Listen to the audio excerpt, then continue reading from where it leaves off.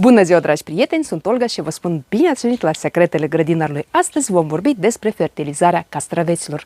În această perioadă primesc multe întrebări din partea dumneavoastră legate de acest subiect. Mă întrebați cu ce putem fertiliza castraveții ca ei să crească frumoși, sănătoși și să fructifice abundent. Așadar, pregătiți-vă pixurile, caietele, pentru că vă voi da câteva rețete. Între timp puteți să vă abonați la canalul meu, apăsați pe clopoțel și alegeți toate notificările ca să fiți notificați de fiecare dată când apare un episod nou. Și nu uitați să lăsați un like la acest video dacă îl considerați util și interesant. Iar noi începem. Castraveții sunt o cultură pretențioasă față de anumiți factori, dar nu este greu să cultivăm castraveți frumoși, sănătoși și să obținem recolte bogate de castraveți dacă știm câteva reguli pe care trebuie să respectăm.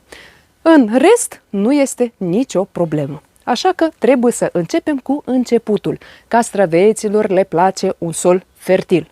Înainte să trecem la fertilizarea castraveților, trebuie să știm câteva proceduri pe care ar trebui să le efectuăm. Așadar, la plantarea castraveților trebuie să alegeți un loc în care anul trecut nu ați cultivat castraveți, dovlecei, dovleci, pepeni roșii, pepeni galbeni și alte rude ale castraveților. Pentru că trebuie, mai ales în cazul castraveților, trebuie să respectăm rotația culturilor. Așadar, am ales un loc acolo unde nu au crescut castraveții sau rudele acestora. Regula numărul 2 este să pregătim solul cel puțin în momentul plantării castraveților. Castraveților le place foarte multă organică. Castraveții sunt foarte mâncăcioși. Castraveții sunt o cultură care crește repede, fructifică abundent și din momentul în care am obținut prima recoltă de castraveți, vom obține următoarele recolte în scurt timp. Adică castraveții se culeg odată la 2 zile sau chiar în fiecare zi, în funcție de soi sau hibrid pe care îl cultivăm. De aceea, castraveții vor avea nevoie de multă mâncare și multă apă. Iată, acestea sunt primele reguli pe care trebuie să le știm despre această cultură. Ce trebuie să facem la plantarea castraveților? La plantarea castraveților se recomandă folosirea materialelor organice. În cazul acesta ne poate ajuta compost, vermicompost, bălegar bine descompus și aceste materiale, dacă le avem, acestea ori se încorporează în sol, în groapă de plantare. Pentru asta trebuie să săpăm o groapă mai mare pe care o umplem cu aceste materiale organice, pe urmă punem un strat de pământ și plantăm castraveții noștri în mod normal. Sau putem, după plantarea castraveților, putem să mulțim solul cu compost, vermicompost sau bălegar bine descompus. Și iată, acesta este primul pas spre recolte bogate de castraveți. Pentru că organică va lucra în timp, aceste materiale organice vor lucra în timp, vor hrăni castraveții noștri pe parcursul întregului sezon și nouă o să ne rămână doar să aplicăm fertilizări odată la 3-4 săptămâni. Și în cazul acesta acest lucru ne va ușura foarte mult munca. De foarte multe ori sunt întrebată de ce după transplantarea castraveților frunzele acestora se îngălbenesc, mai ales totul începe cu frunzele de la bază, frunzele castraveților de la bază și așa acest lucru poate continua până sus. Ce se întâmplă cu castraveții și cu ce trebuie să-i fertilizăm în cazul acesta? În cazul acesta, mai mult, foarte probabil este că v-ați grăbit cu transplantarea castraveților, adică ați văzut că afară s-a încălzit, dar nu ați respectat temperatura solului, adică nu ați ținut cont de temperatura solului. Dacă temperatura solului este sub 16 grade, atunci castraveții suferă și acesta este rezultatul faptului că solul este rece. Dacă v-ați transplantat castraveții prea devreme, solul a fost rece, frunzele încep să se îngălbenească, în cazul acesta nu trebuie să aplicați niciun fel de fertilizant la rădăcina plantei, pentru că planta în cazul acesta nu este în stare să se hrănească. Așadar, în cazul acesta, fertilizarea plantelor radiculară nu va ajuta. O altă întrebare care am primit-o în această perioadă de asemenea legată de fertilizarea castraveților și primele probleme pe care le observă grădinarii, este de ce castraveții leagă fructe și acestea, ajungând la 2-3 cm, primele fructe ajungând la 2-3 cm, se usucă și cad. Cel mai probabil castraveții încă nu sunt pregătiți ca să intre în fază generativă, adică planta este mică, are vreo 30 de centimetri și deja apar primele fructe. Planta este tânără, ea încă nu are masă verde necesară, nu are rădăcină necesară pentru a hrăni acele fructe care apar pe ea. Și tocmai de aceea planta își reglează singură acele fructe care apar, adică primele fructe ea nu este în stare să le hrănească, de aceea ele se usucă și gata. Și cad. În cazul acesta nu trebuie să vă faceți griji, doar să așteptați ca planta să crească mai mare. Așadar, iată, acestea au fost primele întrebări, cele mai populare întrebări pe care le-am primit în această perioadă. De asemenea, faptul că castraveții după transplantare nu vor să crească, așa cum m-ați întrebat de foarte multe ori, de ce castraveții după transplantare nu vor să crească. Ei cresc, dar au ritmul lor. Dacă solul este rece, dacă noaptea este rece, atunci ei stagnează și trebuie doar să avem răbdare și nu intervenim imediat după transplantare cu îngrășăminte sau cu fertilizări, pentru că în acea perioadă, dacă solul este rece sau dacă temperatura aerului este joasă, scăzută, atunci de asemenea trebuie să așteptăm ca afară să se încălzească și respectiv solul să se încălzească ca castraveții noștri să fie în stare să crească și să se dezvolte. Iată, acestea sunt primele probleme despre care, iată că am discutat și sper că am răspuns la aceste întrebări. În general, dacă doriți să aflați mai multe răspunsuri la întrebările populare legate de castraveți, intrați în playlist care se numește Despre castraveți și acolo găsiți toate informațiile. De aceea, astăzi nu ne vom opri aici. Noi astăzi vorbim despre fertilizări. De ce au nevoie castraveții în prima lor perioadă de creștere, de dezvoltare? Cu siguranță ei au nevoie de azot.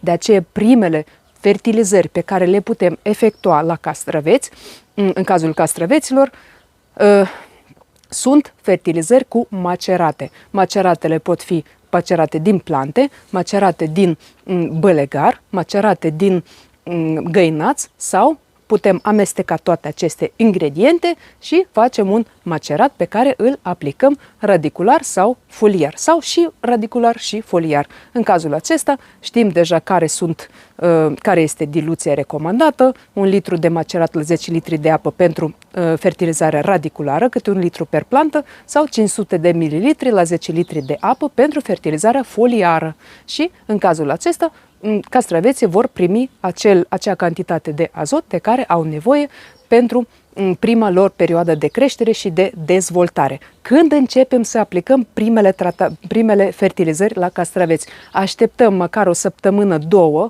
ca castraveții deja să se obișnuiască la noul lor loc, să înceapă să se înrădăcineze bine și să înceapă să crească. Atunci când vedeți deja mișcarea, adică deja a trecut o săptămână sau cel puțin 10 zile trebuie să treacă, atunci putem să aplicăm primele fertilizări la castraveții noștri. Și până atunci, când plantăm castraveții, putem deja să pregătim un macerat și când acesta va fi gata, iată că deja îl aplicăm la castraveți. A doua rețetă pe care o putem prepara la noi acasă este fertilizant pe bază de drojdie și zahăr. Luăm 100 de grame de drojdie, 2 linguri de zahăr, dizolvăm într-un litru de apă călduță fără clor. Când aceste 2 ingrediente s-au dizolvat complet, turnăm acest litru de apă cu drojdie și zahăr în găleată cu 10 litri, completăm până la 10 litri și iată că putem folosi acest fertilizant la rădăcină. Atenție mare! Nu trebuie să exagerăm cu niciun fertilizant, nici cu acel fertilizant care este pe bază de azot, nici cu acest fertilizant care este pe bază de drojdie. Fertilizantul pe bază de drojdie se poate folosi o dată pe lună, dar nu mai des. Fertilizantul pe bază de azot se poate folosi o dată la 2 săptămâni, dar cu timpul, atunci când castraveții noștri deja intră în fază generativă, trebuie să scădem concentrația. Adică dacă la început am folosit 1 litru de macerat la 10 litri de apă, Pe urmă, când castraveții noștri deja vor fructifica abundent, atunci putem folosi 500 de mililitri la 10 litri de apă. Și în cazul acesta, castraveții oricum au nevoie de azot pe perioada întregului sezon, dar nu atât de mult. Și atunci nu oprim azotul complet, așa cum facem la roșii, ardei și vinete, ci doar scădem această concentrație. Așa că trebuie să știți foarte bine aceste lucruri, nu trebuie să exagerăm cu niciun fertilizant, chiar dacă acesta este natural. Dacă nu aveți drojdie, dar, de exemplu, aveți în casă pâine uscată. Pâine uscată, de asemenea, se poate folosi pe post de fertilizant pentru castraveți. Cum procedăm în cazul acesta? Luați un vas, îl umpleți cu această pâine uscată, turnați apă peste, în așa fel încât apă să treacă încă o dată peste acea pâine uscată, apă să fie călduță sau aproape fierbinte, dar nu trebuie apă fierbinte, și atunci așteptați ca pâine să se înmoaie, așteptați câteva ore, se recomandă normal să se țină peste noapte, da? Și pe urmă stoarceți foarte bine pâinea, luați această soluție obținută și o dizolvați de 3 ori. Adică, dacă v-a ieșit 1 litru de soluție pe care ați scos-o după stoarcerea pâinii, adăugați încă 3 litri de apă. Și așa puteți să fertilizați castraveții la rădăcină. Acest fertilizant va avea același efect ca și drojdia. Și în cazul acesta, castraveții vor fi fericiți. Cu ce mai putem fertiliza castraveții pe parcursul sezonului? Mai putem să folosim și cenușă. Despre cenușă am un video, acolo găsiți toate rețetele, puteți să folosiți cenușă liniștiți în acea perioadă în care castraveții deja încep să fructifice, pentru că cenușa conține multe micro și macro elemente, mai puțin azot. Și în cazul acesta, dacă aveți, de exemplu, dacă faceți macerate, indiferent din ce, adică dacă ele sunt din ierburi, adică din plante, din găinați sau din bălegar, dacă aveți și cenușă, puteți să faceți în felul următor. Odată la 2 săptămâni folosiți cenușă, odată la 2 săptămâni folosiți macerat și le alternați. Și așa castraveții vor primi toate micro și macroelementele necesare pentru creștere și pentru fructificare abundentă și sănătoasă. Dar trebuie să știm câteva lucruri. Dacă aveți toate aceste ingrediente, este perfect, le puteți folosi pe parcursul întregului sezon. Dacă mai aveți compost, vermicompost, puteți să mulciți castraveții, să adăugați la rădăcină și pe urmă acoperiți cu un strat de mulci din, de exemplu, din fân, paie, frunze sau din iarbă cosită de gazon. Orice tip de mulci din organică este foarte bun pentru castraveți, pentru că și acest mulci se va descompune treptat și în cazul acesta, castraveții vor primi acele micro și macroelemente direct din mulci. Vor veni râmele, ele vor lucra foarte bine, vor lucra și microorganismele din sol și, de asemenea, toate aceste procese vor fi absolut naturale și, în cazul acesta, castraveții vor fi hrăniți foarte bine. Trebuie să știm aceste lucruri pentru că, în primul rând, trebuie să știm ce face natura. Natura lucrează și noi trebuie doar să o ajutăm puțin și nu ne amestecăm în aceste treburi. Trebuie să știm încă câteva lucruri.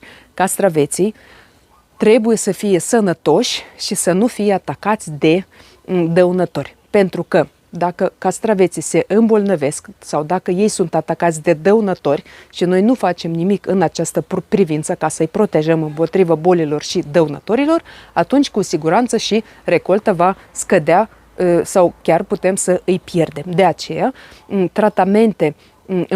tratamentele împotriva bolilor și dăunătorilor trebuie să începem de la bun început. Imediat după transplantarea castraveților, aceștia deja trebuie să aplicăm tratamente.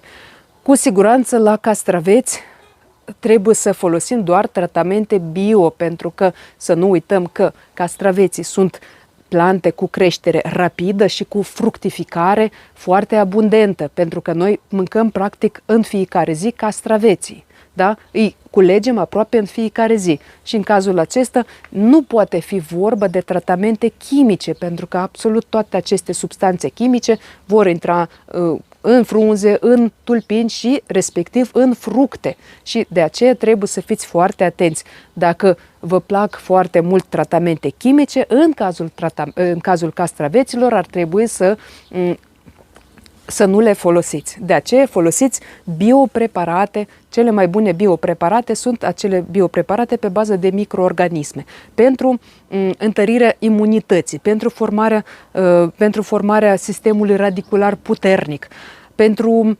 protejarea castraveților împotriva bolilor și împotriva bolilor puteți să folosiți de 3-4 ori pe sezon biopreparate pe bază de tricoderma și atunci pur și simplu îi udați la rădăcină. În cazul acesta, dacă totuși ați ales biopreparate, trebuie să le aplicați odată la 10-14 zile. Și aceste biopreparate, cele mai bune microorganisme sau și cele mai des folosite sunt acele biopreparate pe bază de tricodermă sau pe bază de Bacillus subtilis. Și în cazul acesta le puteți alterna și atunci stropiți foliar. Atunci când stropiți plantele, oricum aceste biopreparate vor ajunge și pe mulci și în cazul acesta veți avea microorganisme și în mulci care vor lucra acolo.